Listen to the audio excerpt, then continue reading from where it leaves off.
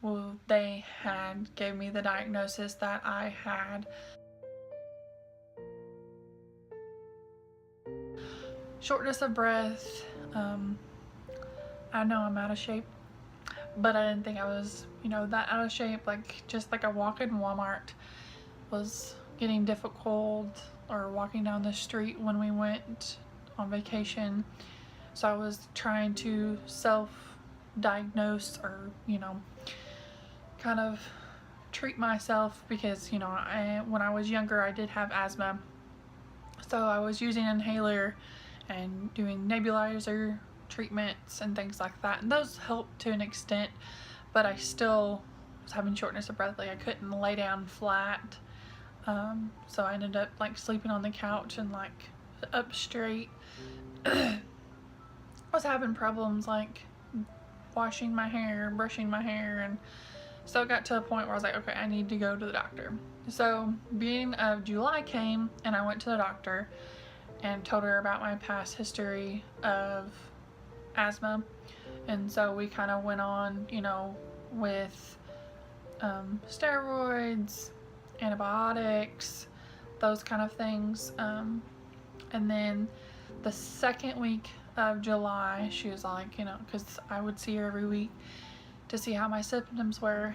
And second week of July, she's like, well, let's, it's up to you, but your lungs sound fine, but it's up to you if you want to take an x-ray to see if it's pneumonia or anything like that. So I was like, okay, let's just go ahead and do an x-ray, because just want to make sure, double check, why not? So go have an x-ray. And then she calls, like, it was like Thursday and maybe like Monday, she called me back and said, we see an abnormality on your x-ray. She was like, it might be something that you were born with, or just something there. So she was like, let's go ahead and get you a CAT scan. So got a CAT scan, I think it might have been Tuesday, and then I went and seen her like that Thursday. So this is like going into maybe the third week of July. So I went in and seen her, and she told me the results of it, and she said that they found a mass that was 11 centimeters wide and 20 centimeters long, and that it was pushing my left lung over to the left side, and then pushing like my sternum and everything else to the right side. And that would have probably caused me to have breathing problems, of course. So she set up a doctor's appointment with a thoracic surgeon, Dr. Zomek. And we decided we talked to him, and he said, because I started noticing that I had a lump on the side, my left side of my throat, that was also causing me kind of some problems, because I started feeling it. I never felt it before that. So we talked, and he said we could either go through here and grab tissue to see if it's cancerous or not. But if I don't get, or if he didn't get a good enough tissue sample, then he was going to go ahead and have to go through my chest, where the bigger chest mass was. So I made the decision. I was like, can we just go ahead and do the chest one? Why waste time doing this, not getting any good enough results, and wasting time, and money for doing a second thing? So let's just go ahead. And so he looked at it, and he decided that we'll go ahead and do the left chest tissue biopsy, and then go ahead and put a port in, just in case if we had to do treatment. So the 25th of July, I went in and had my biopsy and a port put in. I woke up on the 26th.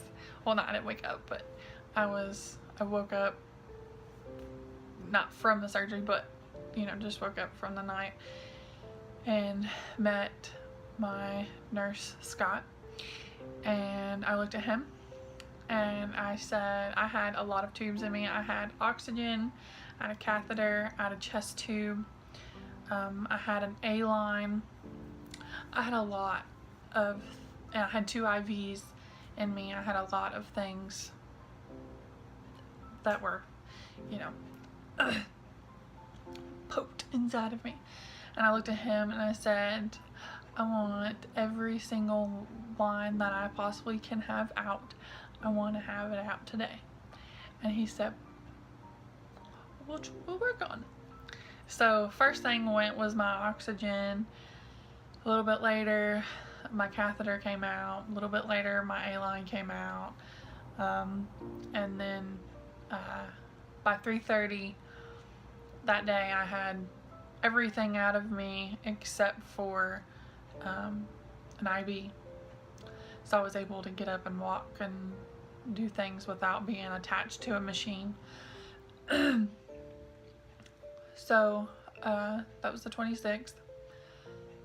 The 27th was Friday, and or the 26th also, well, they gave me the diagnosis that I had Hodgkin's lymphoma, and we learned that it's stage 2. So Friday, long day, because I was supposed to be in a different room by Thursday, the 26th, but we didn't get into another room until the afternoon of the 27th, which was that Friday. And about 3:30 we started my first round of chemo. We're doing the ABVD. You can look that up and it'll tell you all those drugs. Can't say them, so I'm not gonna try. So we did that, and that lasted from 3:30 until about 8:30, so it's like 5 hours. And it was very long night, and with those drugs, kind of have to really listen to your body. So they started off with pre-medications, Benadryl, Tylenol, antibiotics, just anything, nausea medicine, anything that you can think of that would prevent you to have any kind of symptoms at all. I got first off, and then we started on the ABVD. And so I kind of just held my mom's hand, laid there, and just kind of listened to my body, because some of those drugs, if they get out of your veins or if you have a bad reaction to them, they have to act fast in order to keep you alive.